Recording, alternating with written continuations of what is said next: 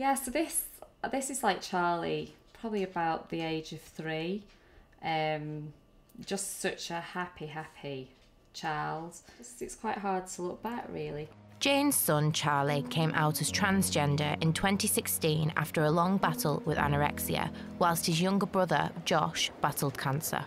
You know, you hear it all the time that, you know, mental health services are really stretched in the NHS and the support under CAMHS, the Children and Adolescent Mental Health Service.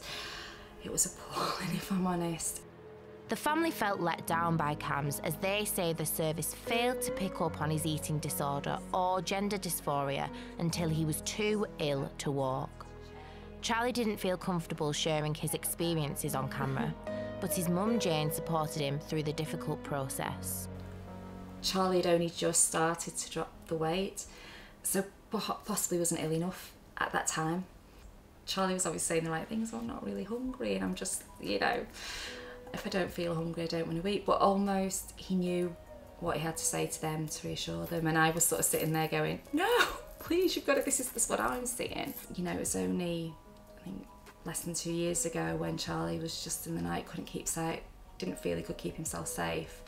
And we ended up having to just go around to casualty because we were terrified of what was going to happen. But I can't help thinking that if Charlie was helped with the eating disorder when I first noticed the signs, maybe it could have been a really different picture. Having a little boy with cancer was absolutely horrific, but you feel you're supported. Mental illness, I had to fight for my own child, almost. Sadly, Charlie's story isn't unique. Waiting lists are long and accessing help is difficult.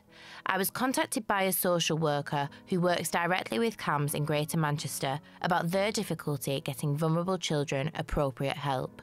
They've asked to remain anonymous to protect their identity. When children are assessed, they do explore everything. However, it's actually meeting the criteria that's a problem. I think as a social worker, if they don't meet the criteria, it's frustrating for both the person, their family and us. It's difficult to find the appropriate support for them as due to cuts there are hardly any services aside from CAMHS to support them. Wigan CAMHS was responsible for Charlie's care. They mirrored the social workers' concerns that CAMHS resources can't meet demand. So Wigan's typically oversubscribed. When we look at our referrals, it's probably the national average. We are oversubscribed by about 15% of referrals. What that's maybe a reflection of is that there's maybe not always the wider services to kind of help at that earlier stage. Support for mental health difficulties and well-being doesn't just come from CAMHS. It comes from everyone in the sort of wider community and wider services kind of helping out and kind of getting involved. And so there probably is that pattern where services are sort of catching up to then be able to deliver the interventions that are required. However, we need to work better with schools, we need to work more with kind of parents, we need to work with social care to ensure they have the skills. As part of his plan to bring parity between mental and physical healthcare, Mayor of Greater Manchester, Andy Burnham, made the region the first to publish children's mental health data. The data that you published did show that Manchester as a whole is performing above average in terms of the amount of children that they manage to see, but there is still over 60% of children with a diagnosable mental health condition that aren't getting the help. What would your reaction be to that, and what is being done within the region to tackle that? Yeah, I mean, it's scandalous, isn't it? You know, young people, in my view, should always be the priority when it comes to the health service, particularly when it comes to mental health. But actually they're not. If you look at the mental health budget, the amount spent on children and young people is less than 10%. So clearly we haven't been getting the resources to where it's most needed. The Mayor has also launched the Mentally Healthy Schools pilot scheme that aims to prevent children from reaching crisis points by introducing dedicated counsellors into schools. Cannon Sharples in Welly was one of the first schools to be chosen for the trial.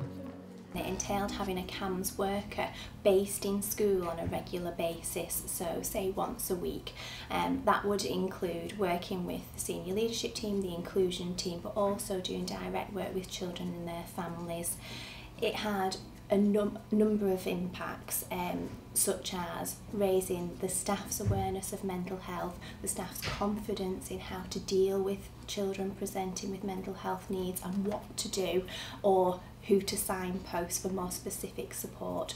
It also as well enabled children, their families, to access that much needed support much more quickly and before those children often reached crisis point. Greater Manchester Combined Authority's emphasis on reforming young people's mental health services appears to be supported by the NHS's long-term plan. The plan's key commitments include investing an extra £2.3 billion into mental health by 2024 and using some of this to improve children's mental health specifically, aiming to support an additional 345,000 children through CAMHS, community services and in education by 2023, and expanding crisis care to help young people who require immediate support. The pledges also include creating a better plan for those transitioning from CAMHS to adult services. For many at this point, the future becomes even more uncertain. 18-year-old Zamira Brown has dissociated personality disorder. She's found the change extremely traumatic. In the first year of college, I had to be admitted to CAMHS through hospital because that's when I had an overdose, so that was my first contact with it. Even though CAMHS wasn't the best, I wish I was back under CAMHS rather than in adult services. I just feel like people think it's either hormones or you're lying. So many kids, especially my age, going through problems and they don't always know how to approach it, or they're too scared of hearing horror stories about services, and it makes them not really want to speak up about it. I think that teachers need to be informed because they're not always the best at dealing with things, and it gets on top of your college work as well, and schoolwork, and then it just comes a mess. Zamira now faces a 2-year waiting list to get the treatment she needs. And with so many young people like her feeling disenfranchised with professional mental health services, many are resorting to their own kind of therapy. Beth Clegg from Hindley is a former anorexia sufferer, but she now runs a mental health blog documenting her recovery and aims to inspire others to do the same. I started my mental health blog when I was in my recovery, and it was just more to handle my emotions that were everywhere and try and help other people feel like they weren't alone, who might be going through similar things, similar problems. And it always starts off, usually, each post starts off with maybe a negative feeling that comes with mental health or around the stigma of mental health, but how it has a positive, how it turns into a positive and leaves a positive message with people. And it's not just through social media that Beth manages her recovery. She's found a supportive influence overseas. I actually have a pen pal from Norway who I've been writing to for just over a year, maybe 2 years now. She messaged me on Instagram through my recovery account and said that my blog was amazing, please keep writing. She messaged me and she was like, I do pen paling with people all over the world, and I was like, I never thought of doing something like that. And she writes me handwritten letters with loads of stationery in them, and they're like parcels almost, they're so beautiful. And it takes your mind off everything, because you take half an hour to an hour writing a letter about different things and answering these questions and finding and listening to the music that this person sent you, and it's beautiful. It's really nice and natural. Whilst there are still deep-rooted issues within young people's mental health services, there are people working towards reform. But what's clear is, with early intervention and more support, young people struggling with mental health in the future can get better. I think although we're a long way from what we would expect us to be normally, we are in a much better place than we were sort of 5 years ago. What the talk of crisis has done is it's focused people's attention, and I think if we get it right with young people, we then hopefully allow them to get good grades at school, to go and have a future for themselves. So we are making a change, but we wouldn't want to say that we're where we need to be.